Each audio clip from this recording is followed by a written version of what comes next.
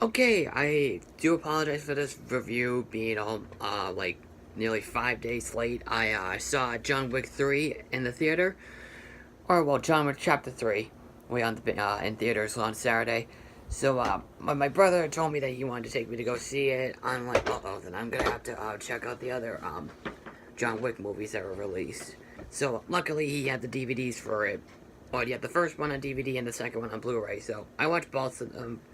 Well, last Monday I saw the first one on, and well, this is gonna be like a quick thoughts about the other two films. I wanted to like review them on like how I did with like how I reviewed the Pokemon movies before Detective Pikachu came out, which I super adore.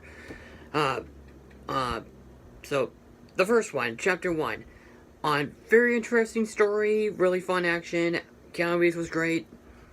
Wait, and it was just a really fun movie. The second film, I love a lot better, or I love the action and the characters as well.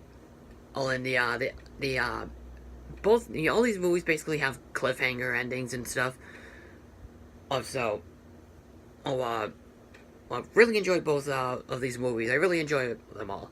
So, the third one, on I will admit it's the most fun, but in terms of a story, I think the second film is a little better. But it doesn't mean that this film is bad or anything. It's a great sequel, well, to its predecessor. The it takes place after the second film, where John Wick has like 1 hour. Well, John Wick played by Keanu Reeves. Excellent. So his boss played by Tai Lung from the Kung Fu Panda movies and Blackbeard the Pirate from the Pirates of the Caribbean on Stranger Tides movie. Um, he gives him a 1 hour or until this bounty on John Wick goes into effect for $14 billion. It's $14 million. He goes inside of a library. Right, well, but first he sends his dog to the Continental Hotel, and then he heads all the way down to the public library to get this certain book that has items in it. And he gets the book. He sees a photo of his wife, and he has this cross or something on that he needs, which is basically important. So this guy comes in, and then he tells him how he's gonna kill him and stuff because he wants the bounty and stuff.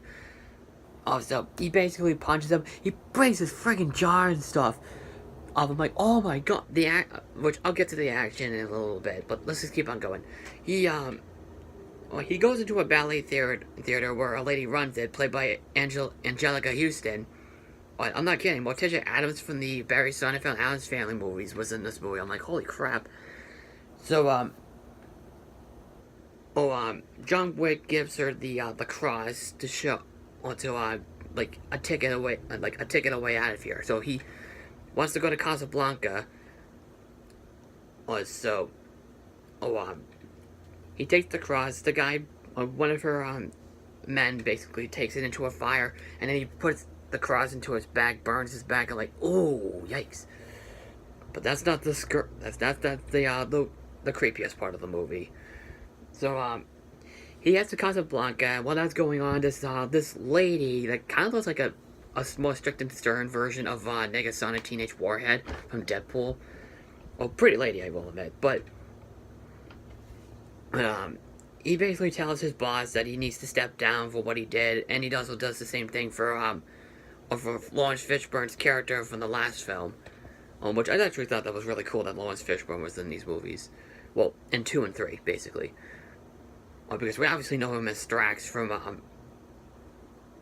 Osmosis Jones, and he was also with Keanu Reeves in the Matrix movies. So, she also does the same thing to Angelica Houston's character and stuff. Like what penalty they must pay for. Angelica Houston's character has to serve blood or something. So one of her men one of the lady's men on the manager character, or whatever you call her, comes in so he grabs his katana and then hits right through her hands, and then the blood comes out, and then that's it. She doesn't get killed and stuff, luckily. Oh, yeah, and that's the last time we see the character. You might think that she would die, but that's it. But no, she didn't die. So he goes to Casablanca. So John Wick goes to Casablanca, and then talks to an old friend of his, played by Halle Berry, which is also really great in this movie too. Oh, the middle kind of goes downhill a bit, but we'll get to that in a bit. So she helps him out a bit, and then he heads off into the sky. Oh, and then this really disturbing scene actually happens, which I'll get to that. Of course, I'll get to that in a minute. So he has to do something in order to get this bounty off of him. So he goes back and he thinks he has to kill Winston, which is Ian McSheehan's character. So basically there's a big climax at the end, and then there's betrayal going on, and then it ends on a cliffhanger. So the problem with this film, that I at least have, is actually the middle part of the film. It's not bad, it just kind of drags a bit, and it kind of gets lost on what it's trying to do. There are some real goofy scenes in this movie, was it intentional? Was that part of the script, or something? I just felt confused at that part, at the middle part. One of the things that was completely disturbing, which is also a good thing, was actually the action scenes. But there's real violence in it, like people getting shot, which obviously you see in the other John Wick movies. But they throw knives at other people's heads, they hit their eyes and stuff. It gets really bloody and stuff. But that's not the biggest goriest part of the film. Like John Wick, for example, at the public library, he kissed this guy's jaw on stuff, and